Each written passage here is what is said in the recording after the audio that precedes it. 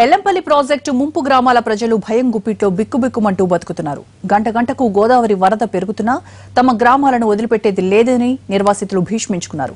పరిహారం పూర్తిగా అందితే తప్ప కదలమంటున్నారు. మరోవైపు ఎట్టి పరిస్థితుల్లోనూ ఎల్లంపల్లి ప్రాజెక్టులో పూర్తి స్థాయిలో నీటిని స్టోరేజ్ చేయాలని ప్రభుత్వం భావిస్తోంది.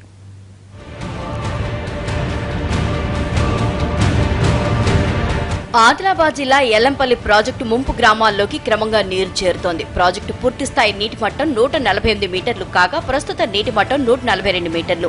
ఎగువ ప్రాంతాల్లో కురుస్తున్న భారీ వర్షాలతో కడం ప్రాజెక్టు గేట్లను ఎత్తి నీటిని దిగువకు వదులుతున్నారు. దీంతో ఎల్లంపల్లి ప్రాజెక్టులో నీటి నిల్వలు వేగంగా పెరుగుతున్నాయి. గోదావరి ఉధృతి నిర్వాసితులను భయాందోళనకు గురిచేస్తోంది.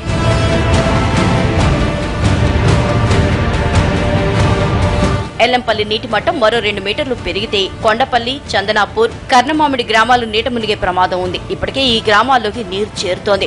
అయితే ప్రజలు మాత్రం గ్రామాల్ని ఖాళీ చేయడానికి ససేమేరా అంటున్నారు. పరిహారం పూర్తి స్థాయిలో అందితే తప్ప కదలమంటున్నారు. మరోవైపు ప్రభుత్వం పూర్తి స్థాయిలో ఎల్లంపల్లి ప్రాజెక్టులో నీరు నిల్వ చేయాలనే ఉద్దేశంతో ఉంది. ప్రాజెక్టు పూర్తి స్థాయి నీటి నిల్వ సామర్థ్యం 20 టీఎంసీలు కాగా ప్రస్తుతం 8.64 టీఎంసీలు నీరు ఉంది.